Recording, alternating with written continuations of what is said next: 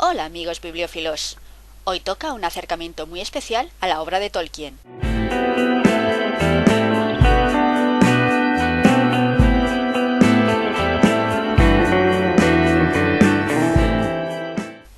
El libro que vamos a reseñar se titula El último anillo, escrito por Kirill Yeskov, publicado por Bibliópolis y que consta de 447 páginas.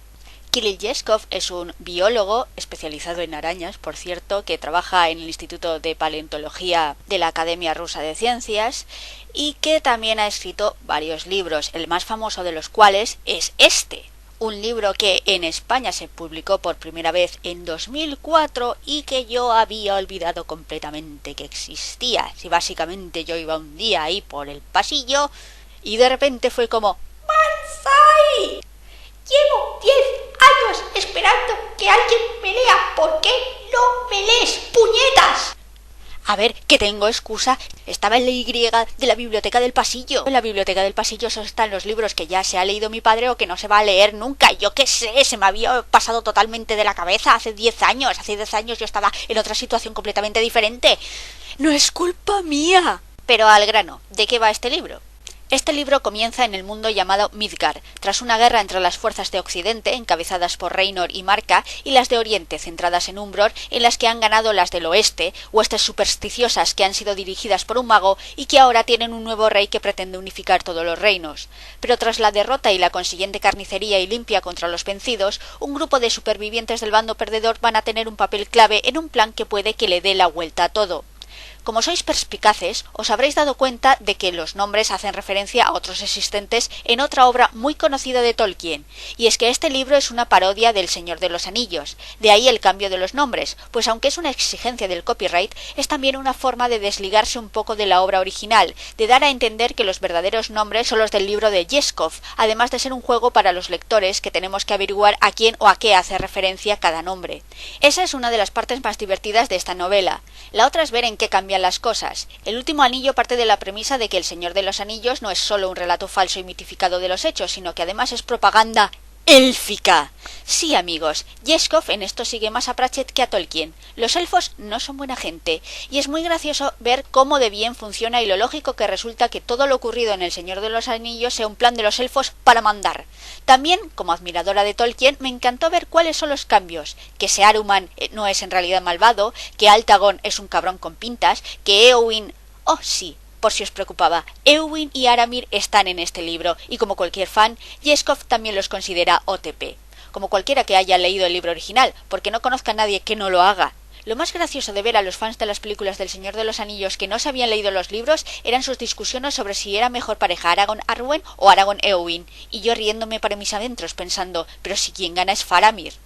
En fin, que hay una parte que estoy convencida de que es un intento de Yeskov de hacer un fanfiction de Aramir y Éowyn. Como lo cuento. Sin embargo, no quiero que os quedéis con una idea equivocada de El último anillo. Si bien hay menciones a personajes y hechos acaecidos en El Señor de los Anillos, la mayor parte del libro de Yeskov no va de eso. Sí, los nombra para ponerte en situación, pero la mayor parte de la novela habla de personajes originales y transcurre en tierras de Mord, Umbror. Y lo que es más importante, no es una novela de fantasía épica, ni siquiera es en realidad una novela de aventuras, aunque alguna hay. El último anillo coge Tolkien y lo transforma en John le Carré. He dicho le Carré porque es probablemente más famoso, pero a quien se parece esta novela más es, creo, a Frederick Forsyth, autor de libros como Chacal o El puño de Dios. El último anillo es una novela de espías, pero una novela de espías de la vieja escuela además, espías de la Guerra Fría. Así que si no os gustan nada este tipo de libros, El último anillo no os va a gustar. Si las conspiraciones políticas y los engaños y mentiras y los quiebros y requiebros no son lo vuestro, entonces este libro tampoco lo será. Yo lo aviso para que luego no haya falsas expectativas. El último anillo no es fantasía épica, apenas es fantasía. Casi no hay magia, salvo en la existencia de los miralejos y el espejo, que son clave en la trama. Pero en fin, El último anillo es un juego de espionaje y contraespionaje que se desarrolla sobre todo en Umbror y más que nada en lugares como Opar, que son la tierra del enemigo y que por tanto fueron muy poco desarrolladas por Tolkien, que habló sobre su geografía pero apenas sobre sus gentes y civilizaciones. Así que Yeskov se inventa esas culturas utilizando culturas de nuestra tierra para ello. Así, Opar es básicamente Italia. En este sentido me defraudó un poco que no siguiera una trama que parecía importante con Surania, pero es una queja pequeña. Con todo, tiene bastante mérito lo de Yeskov, porque realmente tiene que crear cosas casi de la nada, de política y de economía, y eso consigue que esta novela sea bastante más que una parodia de Tolkien. Es una obra que tiene autonomía propia. Sí, se basa en El Señor de los Anillos, pero también tiene singularidad propia. Y mucho sentido del humor. A veces es muy negro y otras veces tan seco que hasta tardas un poco en pillar el chiste, pero según cuál sea vuestro tipo de humor, puede gustaros mucho. Por ejemplo, hay un grupo de guerreros mutados que conocen complicadas artes de autodefensa y se dice que pueden esconderse en las sombras a quienes se conoce como ninjokue. O pilláis el chiste o no.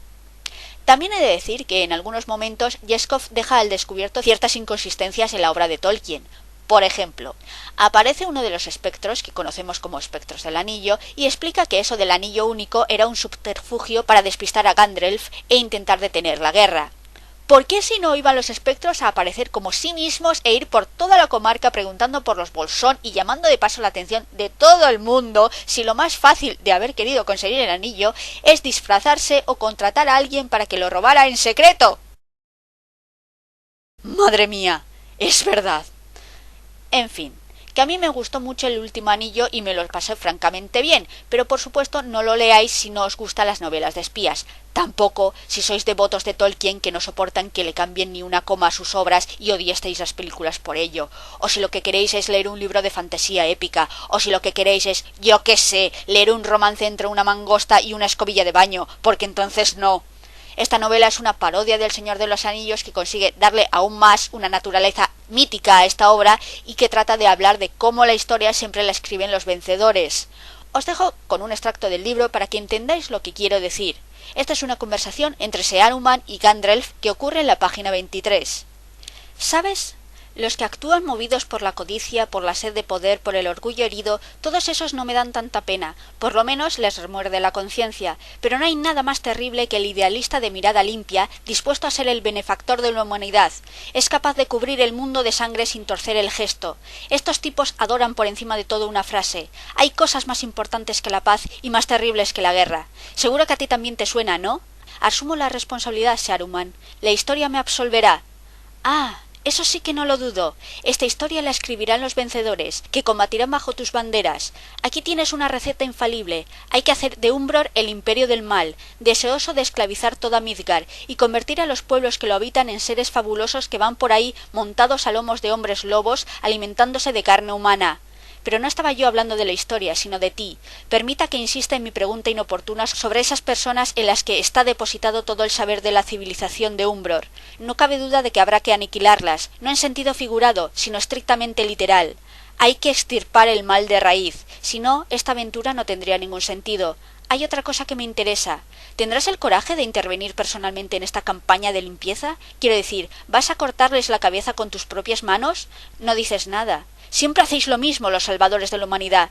Si hay que idear un proyecto que ofrezca la solución final al problema de Umbror, ahí estáis vosotros. Ahora bien, cuando se trata de poner manos a la obra, os quitáis de en medio, que se ocupen los ejecutores. Así luego, cuando se comprueben sus excesos, podréis sacudir la cabeza y hacer una mueca de disgusto. Y eso es todo. Eso ha sido la reseña por el día de hoy. Espero que os haya ayudado a formaros una opinión de esta novela, si queréis leerla o no. Dadle a like si os ha gustado, a dislike si no os ha gustado. Los comentarios están abiertos. Como siempre, gracias por estar ahí. Hasta la próxima vez. Adiós.